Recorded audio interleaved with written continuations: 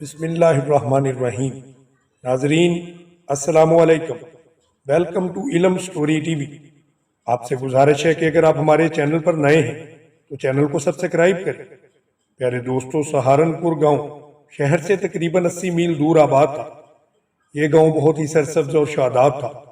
یہاں ہر طرف ہریالی ہی ہریالی تھی، کھیتوں کے جھنڈ تھے۔ لوگ بہت خوشحال زندگی بسر کیا کرتے تھے۔ اس گاؤں سے شہر جانے کے لیے ایک تنگ راستہ اختیار کرنا پڑتا تھا۔ اس راستے کے درمیان میں ایک جنگل تھا۔ یہ جنگل بہت چھوٹا تو نہیں تھا، لیکن اس جنگل کو عبور کر کے ہی اس گاؤں میں داخل ہونا پڑتا تھا۔ اس کے بعد لوگ پکی سڑک پر پہنچ جاتے تھے، وہاں سے بس پکڑ کر شہر پہنچا کرتے تھے۔ یہ جنگل بہت پرانا تھا۔ اس گاؤں کے آباد ہونے سے 100 سال پہلے صرف یہاں پر یہ جنگل ہی موجود تھا، جہاں پر کچھ درندے وغیرہ بھی پائے جاتے تھے۔ لیکن جیسے جیسے یہ گاؤں آباد ہوتا گیا ویسے ویسے یہ جنگل ویران ہوتا گیا۔ جنگل کے درندے یا تو کسی دوسری جگہ پر چلے گئے تھے یا پھر لوگوں نے ان کے حملوں سے بچنے کے لیے ان کو مار کر ختم کر دیا تھا۔ لہٰذا اب یہ جنگل بالکل خالی پڑا ہوا تھا۔ یہاں پر لوگ لکڑیاں وغیرہ کاٹنے کے لیے بھی آیا کرتے تھے۔ اس جنگل میں ایک بہت ہی پرانا اور بڑا درخت بھی تھا جو کہ جنگل کے وسط میں موجود تھا۔ یہ جنگل سہارنپور گاؤں کے آباد ہونے سے 100 سال پہلے کا جنگل تھا۔ گاؤں آباد ہونے سے پہلے اس جنگل میں کچھ چھوٹے بڑے جانور اور خونخوار درندے بھی پائے جاتے تھے، لیکن آبادی کی وجہ سے آہستہ آہستہ یہ سب ختم ہو چکے تھے۔ گاؤں کے لوگ کبھی کبھی لکڑیاں اکٹھی کرنے کے لیے اس جنگل میں جایا کرتے تھے اور اکثر وہاں سے لکڑیاں کاٹ کر ان کو بیچ کر اپنی روزی روٹی کمایا کرتے تھے۔ کسی کو بھی معلوم نہیں تھا کہ جس جنگل میں وہ بالکل ویران سمجھ رہے تھے وہاں پر کوئی چڑیل یا جن یا کوئی بدرو وغیرہ ہو سکتی ہے۔ لوگ اسے بالکل سادہ سا جنگل سمجھتے تھے اور کبھی بھی وہاں پر آنے کے لیے جھجکتے نہیں تھے، کیونکہ اس سے پہلے گاؤں میں سے کبھی کسی کے پاس کوئی ایسا واقعہ نہیں سننے میں آیا تھا کہ جس سے معلوم ہو سکے کہ یہ جنگل اپنے اندر کوئی جن بھی رکھتا ہے۔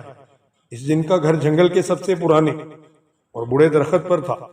سبھی لوگوں کو اس درخت کے بارے میں معلوم تھا کہ یہ درخت اس جنگل کا سب سے پرانا اور بڑا درخت ہے، لیکن یہ درخت جتنا پرانا اور بڑا تھا اتنا ہی زیادہ سرسبز اور شاداب تھا۔ یہ بہت مضبوط درخت تھا۔ اس کی جڑیں زمین کے اندر دور دور تک پھیلی ہوئی تھی، لیکن گاؤں والوں نے یہ کبھی نہیں کہا تھا کہ جنگل کے باقی درخت اتنے ہرے بھرے اور مضبوط ہیں جتنا کہ یہ درخت ہرا بھرا اور مضبوط ہے۔ پھر ایک دن گاؤں میں بڑی تیز بارش ہوئی۔ اس بارش سے گاؤں کی فصل ہری بھری ہو گئی۔ وہاں جو لکڑہارے رہتے تھے ان کی روزی روٹی بھی بند ہو چکی تھی، کیونکہ جنگل کے سارے درخت پوری طرح بھیگ چکے تھے۔ اس لیے لکڑہارے ان درختوں سے لکڑی کاٹ بھی لیتے تو وہ بھیگی ہوئی لکڑیوں کو کہیں پر مناسب طریقے سے بیچ نہیں سکتے تھے۔ انہیں خشک لکڑی کی ضرورت تھی۔ ان لکڑہاروں کے گھروں میں فاقے پڑے ہوئے تھے۔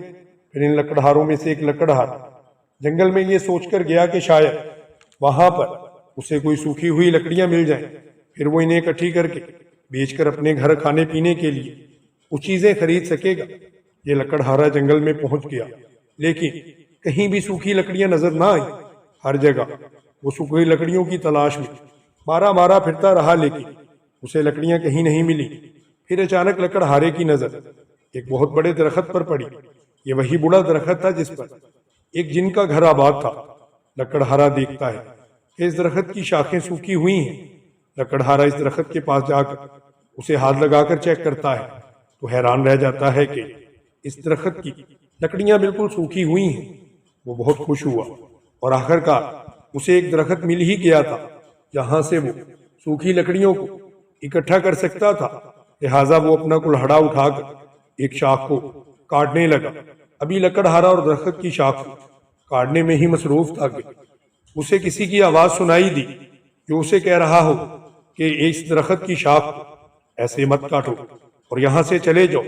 پہلے تو لکڑہارا چاروں طرف دیکھتا رہا، لیکن اسے کوئی بھی وہاں پر نظر نہیں آیا۔ لیکن پھر اس نے سوچا کہ یہ اس کا وہم ہوگا۔ وہ پھر دوبارہ لکڑیاں کاٹنے میں مصروف ہو جاتا ہے، لیکن کچھ دیر بعد ہی وہاں آواز سنائی دیتی ہے۔ اس دفعہ آواز تھوڑی گرجدار ہوتی ہے۔ وہ جن جو کہ لکڑہارے کو دکھائی نہیں دے رہا تھا اس لکڑہارے سے کہتا ہے کہ تمہیں اس درخت کی لکڑیاں کاٹنے سے منع کیا گیا ہے، لیکن تم باز نہیں آ رہے ہو۔ تمہیں دوبارہ کہتا ہوں کہ اس درخت کی لکڑیاں یہاں سے نہ کاٹو اور یہاں سے فوراً واپس چلے جاؤ، ورنہ نقصان اٹھاؤ گے۔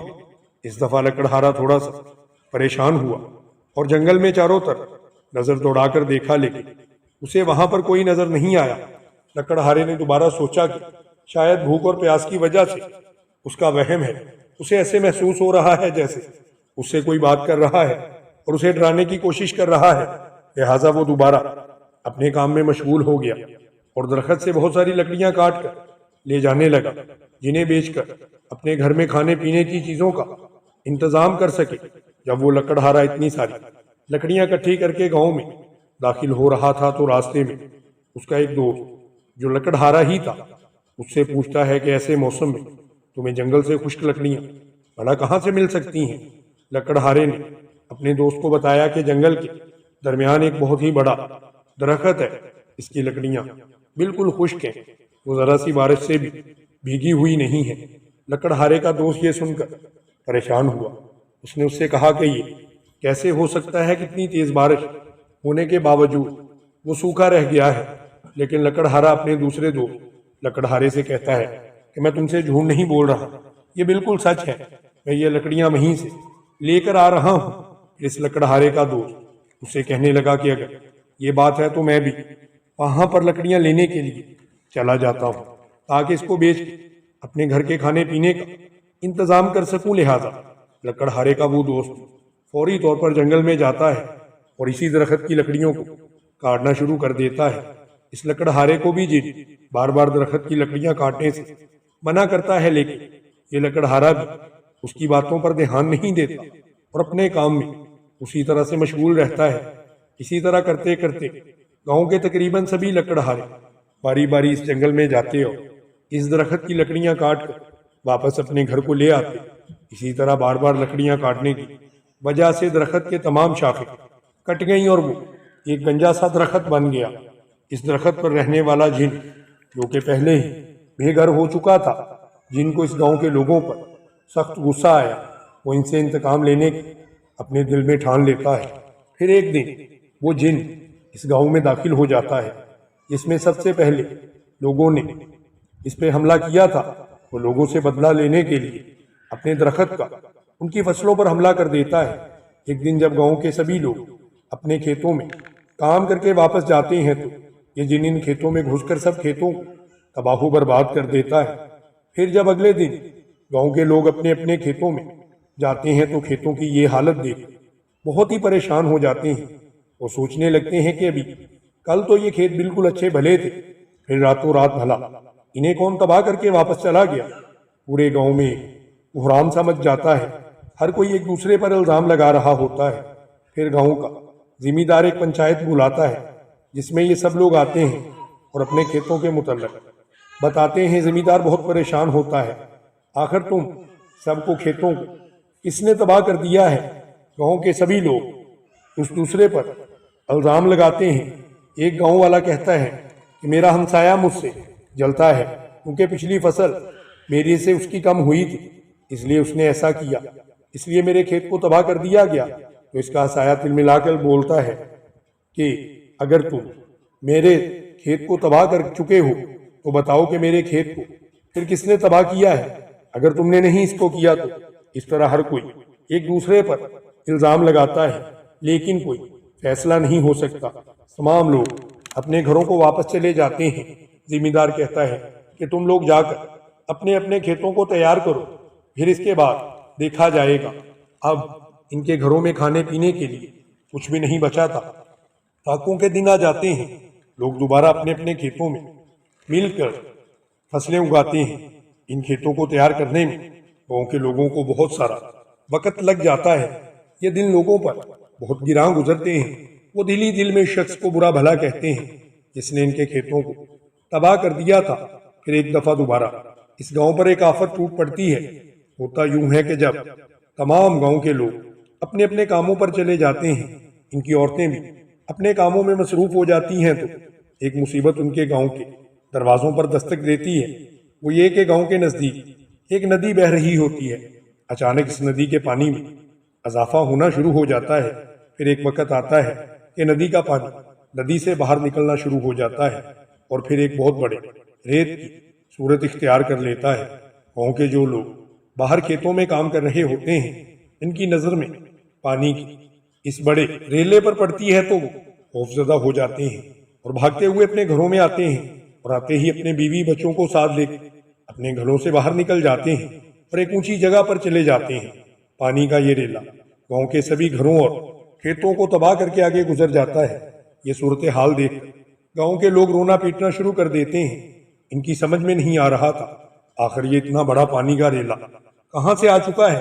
نہ تو کسی سال بھی اتنی بارشیں ہوئی ہیں اور نہ ہی ایسے ہوا ہے کہ یہ ندی نالے بھر جائیں جس کی وجہ سے گاؤں میں اتنا بڑا سیلاب آ جائے جو ان کے گھروں کو اس طرح سے بہا کر لے جائے۔ پھر کچھ ہی فاصلے پر لوگ ایک ٹیلے پر بے سر و سامانی کی حالت میں بیٹھے ہوتے ہیں۔ ان کے دلوں میں آنسوؤں کا سمندر امڑ آتا ہے۔ وہ سسکیاں لے کر رو رہے ہوتے ہیں۔ گاؤں کا ذمہ دار ان لوگوں سے ملنے کے لیے آتا ہے تو وہ ذمہ دار صاحب سے گڑ گڑا کر کہتے ہیں کہ ہمارے گھر اور ہمارے کھیت دونوں ہی تباہ ہو چکے ہیں۔ ہمارے پاس کھانے کو کچھ بھی موجود نہیں ہے، نہ سر ڈھانپنے کے لیے کوئی چھت ہے۔ ہم رہیں تو کہاں رہیں؟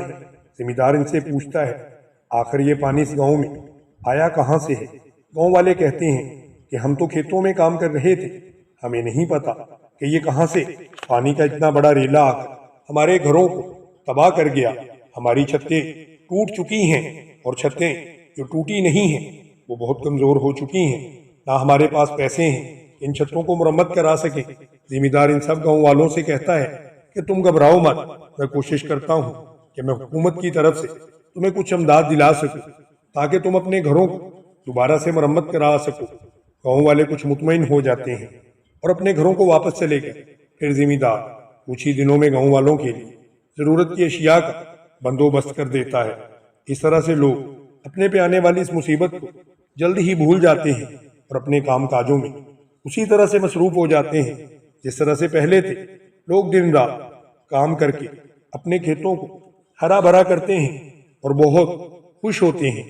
اس کے بعد وہ اپنی کھیتوں کو خوشی کے سما میں فصلوں کو بیچنے کے لیے بہت ہی بےتاب ہوتے ہیں کہ جلد از جلد اپنی فصلوں سے منافع کما سکیں۔ بہت خوش نظر آتے ہیں۔ ہر کوئی دیکھنے میں پھولے نہ سما رہا تھا، لیکن ان کو بہت خوش نہیں ہونا تھا۔ ان کی خوشی جلد ہی تبدیل ہو گئی۔ جو اب کے بار اس طرح سے ہوتا ہے کہ گاؤں کے اندر آہستہ آہستہ اموات ہونی شروع ہو جاتی ہیں۔ بہت سے لوگ مرنے لگتے ہیں، خاص طور پر ان لکڑہاروں کے گھروں میں اچانک بیماری سے اٹھ جاتی ہے جنہوں نے اس درخت کو کاٹا تھا۔ کسی کی سمجھ میں نہیں آتا، ہر طرف ایک شور تھا، ایک غم تھا۔ ذمہ دار لوگوں کو سمجھاتا ہے کہ اللہ کی رحمت سے ہمیں مایوس نہیں ہونا چاہیے۔ اگر کوئی آفت آتی ہے تو وہ اللہ رب العزت کی طرف سے ہی آتی ہے، ہمیں بس صبر کرنا چاہیے۔ اگر ہم صبر کریں گے تو یہ آفت بھی ٹوٹ جائے گی۔ ذمہ دار صاحب سے لوگ کہتے ہیں کہ مزید گاؤں میں وقت گزارنے سے کوئی فائدہ نہیں، گاؤں کے لوگ یہاں سے جانا شروع ہو گئے ہیں۔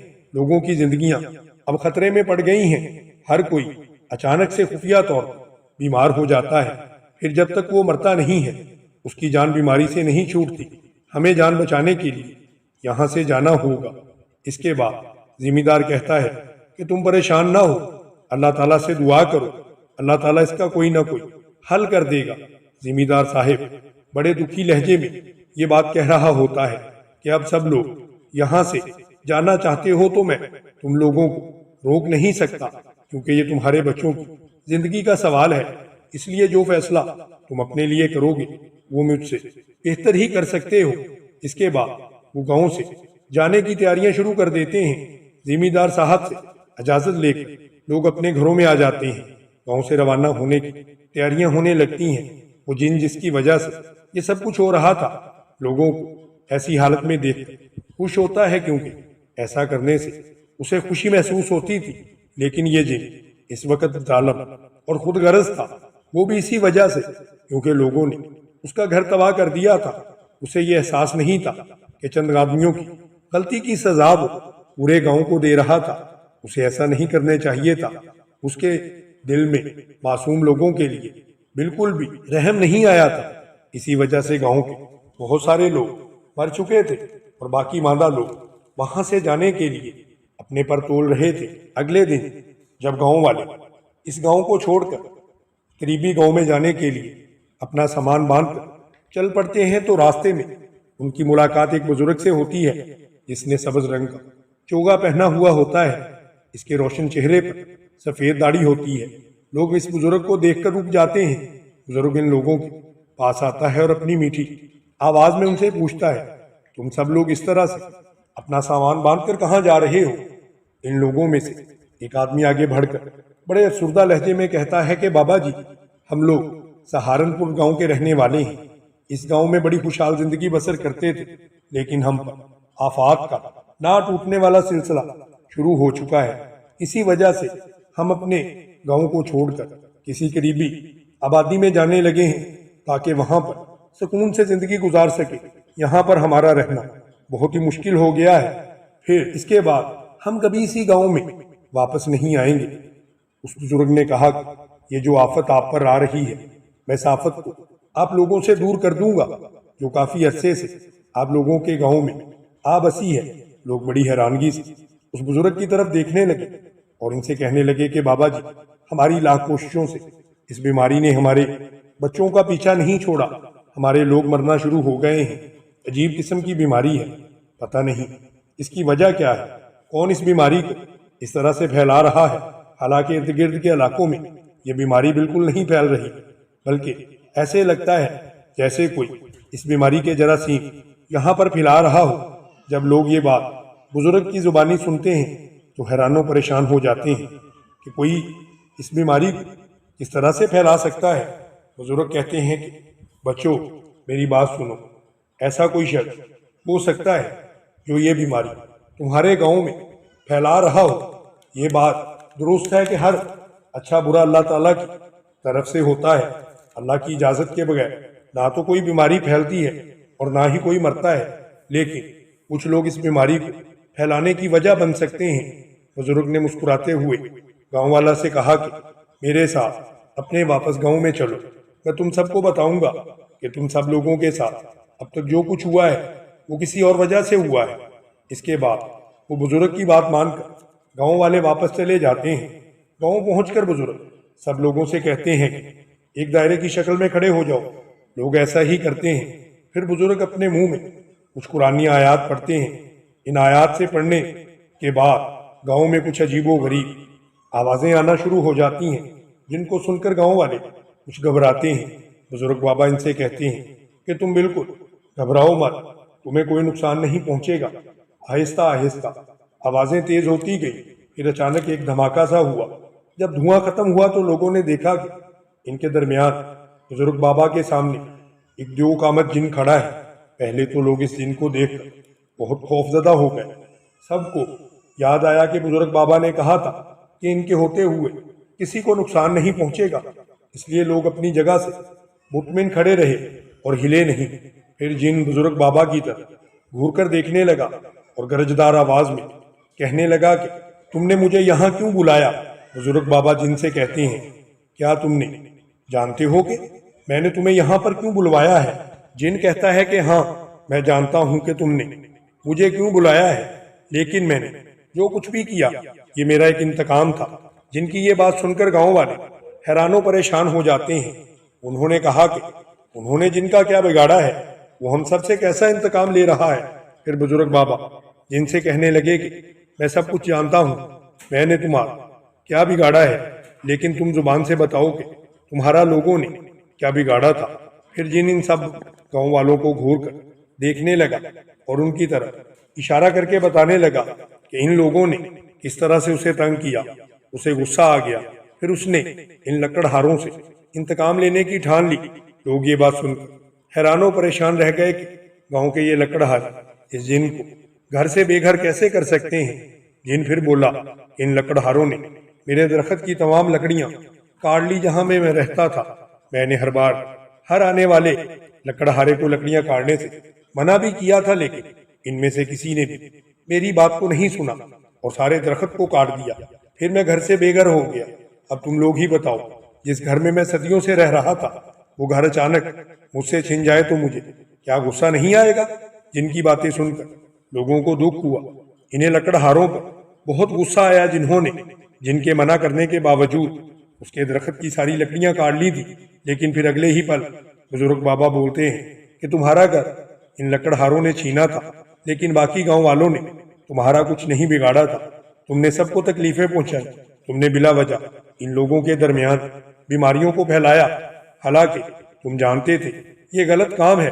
ان لوگوں کے گھروں کو نقصان پہنچا، ان کے کھیتوں کو نقصان پہنچایا، تمہیں پھر بھی صبر نہیں آیا۔ تم نے لوگوں کی جان لے کر ہی بس کی۔ تمہیں شرم آنی چاہیے۔ ان لوگوں نے تمہارا کچھ نہیں بگاڑا تھا، جن میں تم نے بیماری پھیلائی۔ جن نے کہا کہ ہاں میرا تو نہیں کچھ بگاڑا تھا، لیکن میں نے اپنے غصے کی آگ میں اس قدر ڈوب کے ایسا کام کیا کہ مجھے کوئی نظر نہیں آیا، لیکن اب مجھے شرمندگی ہے۔ پھر جن سب گاؤں والوں سے اپنے کیے کی معافی مانگتا ہے اور کہتا ہے کہ بزرگ بابا آپ مجھ جیسے جن کو ایسی سزا دیں کہ آئندہ کوئی بھی اس طرح کی حرکت نہ کرے۔ لیکن بزرگ بابا نے کہا کہ اگر تم نے اپنی غلطی کا اعتراف کر لیا ہے تو تمہاری یہی سزا ہے کہ تم نے جو نقصانات کیے ہیں ان نقصانات کو واپس کر دو۔ تمہاری پھیلائی ہوئی ان بیماریوں کے جراثیم جو یہاں پر موجود ہیں وہ دوبارہ یہاں سے چلے جانے چاہیے۔ اب کسی قسم کی بیماری نہیں ہونی چاہیے، یہاں کے لوگوں کو کسی قسم کا دکھ درد نہیں دینا چاہیے۔ جن نے کہا کہ آپ بے فکر ہو، میں ایسا ہی کروں گا۔ پھر کچھ ہی دیر کے بعد اس نے گاؤں والوں کو ڈھیر سارے ہیرے جواہرات دیے تاکہ وہ دوبارہ سے اپنے گاؤں کے اندر خوشحالی پیدا کر سکے، اور وہاں سے دوبارہ جنگل کی طرف چلا گیا۔ لیکن گاؤں والوں نے اب کے بار اس کے گھر کو کبھی بھی نہیں چھیڑا، اور نہ ہی لکڑہاروں نے وہاں سے لکڑیاں کاٹی، کیونکہ وہ جانتے تھے کہ اگر وہ اس طرح سے درختوں سے لکڑیاں کاٹیں گے تو جن کو نقصان ہوگا، اس لیے انہوں نے وہاں سے لکڑیاں کاٹنا ہی بند کر دی۔ دوستو، اگر آپ کو ہماری ویڈیو پسند آئی ہو تو ہماری ویڈیو کو لائک کریں، ہمارے چینل علم سٹوری ٹی وی کو سبسکرائب کریں اور بیل آئیکن کو بھی دبا دیں تاکہ ہماری ہر نئی آنے والی ویڈیو کی اپڈیٹ آپ کو موصول ہوتی رہے۔